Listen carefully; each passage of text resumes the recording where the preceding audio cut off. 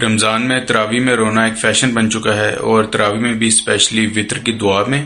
اور وطر میں بھی اسپیشلی ختم قرآن والے دن، یعنی کہ جب 27ویں یا 25ویں کو جب بھی ختم قرآن ہو رہا ہو تو اس کے وطر میں رونا کم و بیش ایک فیشن بن چکا ہے۔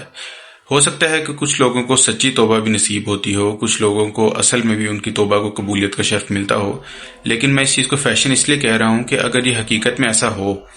تو جتنے لوگ رو رہے ہوتے ہیں رمضان کی تراویحوں میں، تو پھر اس کا ایفیکٹ ہمارے معاشرے پر بھی ہونا چاہیے۔ یعنی کہ ظاہر ہے کہ اگر ایک بندہ کہہ رہا ہے کہ میں نے اپنے کپڑے دھوئے ہیں،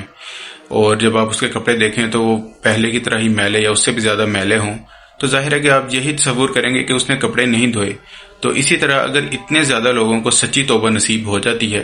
اور یہ رمضان میں رونا ایک فیشن نہیں بلکہ ایک حقیقت ہے، تو پھر اس کے اثرات ہمارے معاشرے پر بھی ہونے چاہیے۔ لیکن ہم دیکھتے ہیں کہ ہمارے معاشرے میں جھوٹ، دو نمبری، فراڈ، دھوکہ دہی، بدتمیزی، ہر چیز ویسی کی ویسی ہی چل رہی ہوتی ہے۔ تو اس کا مطلب ہے کہ یہ رونا صرف ایک کلچرل چیز ہے، ایک فیشن بن چکا ہے۔ ہر کسی کو اپنے آپ کو دوسرے سے زیادہ نیک دکھانا ہے، یا آپ کہہ سکتے ہیں ایک ماس مینٹیلٹی کا حصہ ہے کہ جب آپ دوسروں کو،